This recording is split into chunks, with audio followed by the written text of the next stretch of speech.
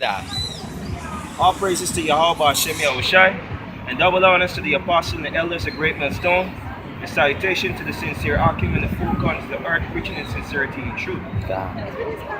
Proverbs 22 and verse 7. The rich ruleth over the poor, and the borrower is the servant to the lender.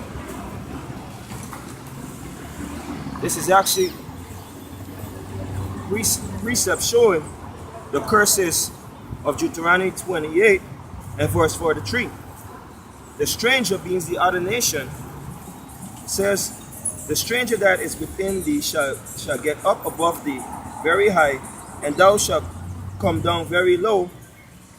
He shall lend to thee, and thou shalt lend to him. He shall be the head, and thou shalt be the tail. So when Israel was receiving their benefits from Yahawah Shem Yahushai by keeping the commandments of law, they were on top of these nations. But because of the breaking of the law and the prophecies foretold, the things that we will have to go through, that represent these other nations, Esau being the head, which is the bankers, the Rothschilds, the DuPonts, the Getty, and so forth. They're the ones basically have the so-called Negroes, Hispanic and Native Indians still going to them to borrow loans and all this kind of stuff and have to pay them big debts, which they're not being able to pay. They either lock them up in prison or they take away their houses and so forth. Verse 8, he that soweth iniquity shall reap vanity, and the rod of his anger shall fail. Right? So the so-called white man's anger is not going to last for a very long time. Although the scripture says the straightness of his anger lasts for a period of time, it shows that Yahawah Shai is coming back. By the prophets preaching and showing these destruction are coming, it shows the white man wickedness and showing that his time is about to be cut off. This proverb, Job chapter 4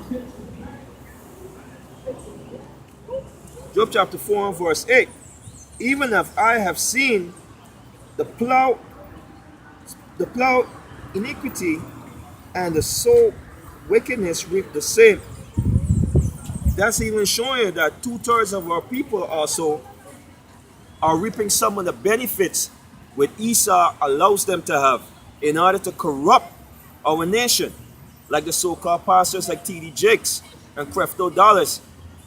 Esau set up as the head of them, and they worship him, right? In the form of Caesarea Borgia and all his monarchs that he has, right? Go to Psalms chapter 7, Psalm 7 and verse 14.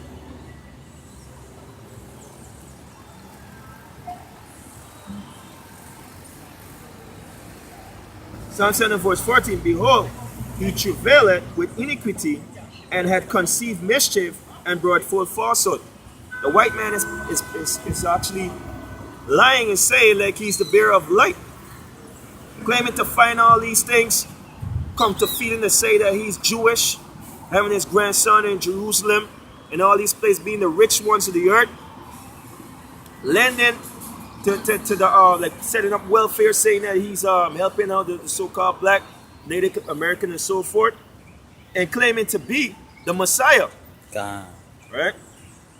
Verse 15, he made a pit and digged it, and it falleth into the ditches which he made.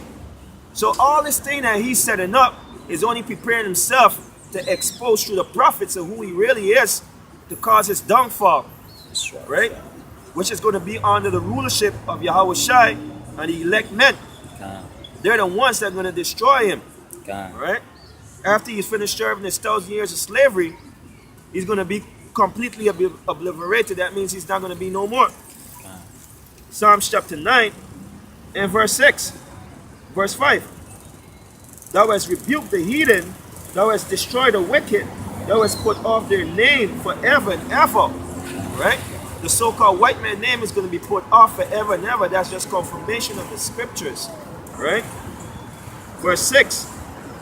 O thou enemies, destruction are come to a popular end, and thou hast destroyed cities, their memorials is perished with them.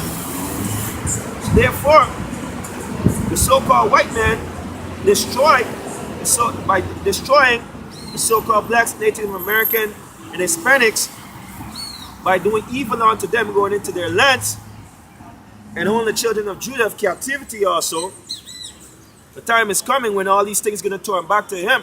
What the scripture said in Revelation, he that lead into captivity must go into captivity. He that killeth with the sword will be killed with the sword. All right. Verse 15 of chapter 9 of Psalms. And the heathens are sunk down in the pit that they made, in the net which they hid, in their own foot taken. Right? That goes with Psalms 83. It tells you that they made an agreement together. They're all going to be caught in this pit, which the Most High is going to use these other nations to nuke Babylon, which is America, Esau's kingdom. And then they're going to turn again upon themselves. And then Yahawah is going to destroy them when they turn one together to destroy. They're going to be completely destroyed. Verse 15. Verse 16.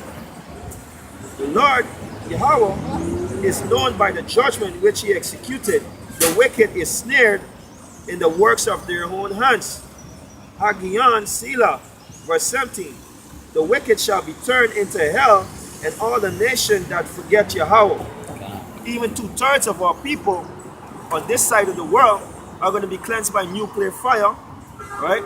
If they don't die by the sword or famine, they're going to be cleansed by the nuclear fire, and they're going to return back into the kingdom as a holy and soul people, righteous people doing the ordinance of Yahawah Ba'ashem Yahushai. With that, Akim, I admonish you, continue in the faith, continue preaching in sincerity and truth, because we are at the end, and our salvation draweth nigh. All praises to Yahawah Ba'ashem Yahushai, and double on to apostles and elders of great men stone into the sincere Akim.